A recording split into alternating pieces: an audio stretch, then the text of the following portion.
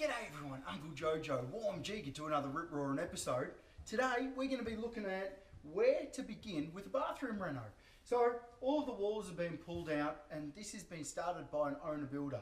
We're going to do a walkthrough and just have a look at a few little problems that we're going to have to adapt the new house to or the new layout to, and anything that we need to fix on the way and how we can go about doing that.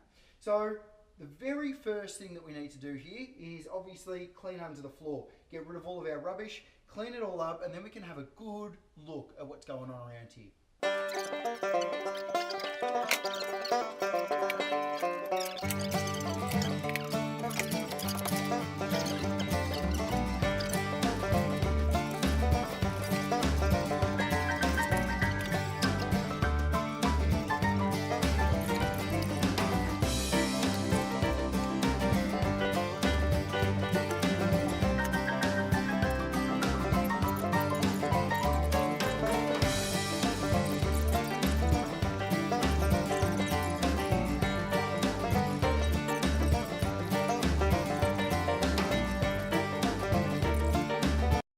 One of the biggest things with doing an owner-builder job is the continuity of work and the schedule of that work as well. So getting the right people in at the right time. After going through this, we've got plumbing already done, yet the shower base hasn't been finished. We've got electrical run through a wall, yet this actually has to be trimmed out for the shower. There's stumps that have actually broken that need to be redone. There's a lintel that's been put in, or a structural member that's been put in. It hasn't been put in properly, and now what's happening is the floor in two sections is actually bowing.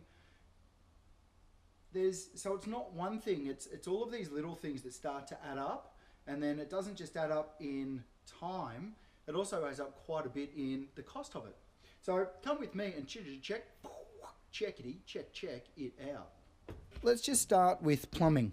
First things first, here is a bath connection, and this is done in quite a small pipe. I would have kept it all at the one length. Also, it's just been hooked into cast iron, old cast iron.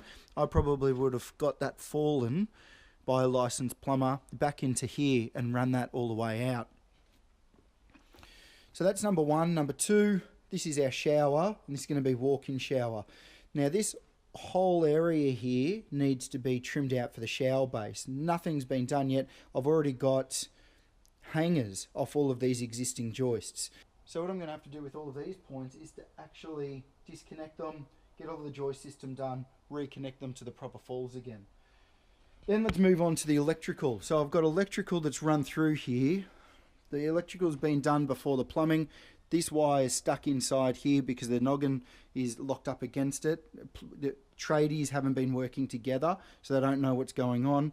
This plumbing connection here hasn't been fixed properly and it's pushing right out, so I'm going to have to do something with that. This could have been trimmed and actually sat into place. This is waving itself in the wind. Bracing's been cut. You've got to watch out for bracing getting cut. Big one here is this load bearing point. So we've got a hip end coming off that. We've got an under purlin prop. Actually, it's an under ridge. That's the ridge on a hip. So it's taking a fair bit of weight and it's coming to this wall section here, hitting this lintel and then running straight down. So you needed to have a stud right underneath that. No more than 150 away from that, and then coming straight down. So now we get down to this bit here and you can see that this floor is actually bowing because the weight of that is coming down and pushing down. This needs to be solid blocked. Now to solid block that, now I've got a pipe that's sitting over the top of that bearer. Then we step over to the stumps. You can see this stump's got a major split in it. Next to this one's also got a major split in it. And then on the other side of the doorway, so what we've also got here is another stud, comes straight up, that's taking the load, first one off the lintel, load bearing point here. Come back down to the bottom again, there's no solid blocking, there's nothing, that's also going to be bowing there somewhere. So that's just a small lot of problems all added up into one little thing. This comes from people that don't understand the actual process of the building. It creates more work for us, people working over the top of each other, having to disconnect, reconnect. It's going to make it really hard to re-stump.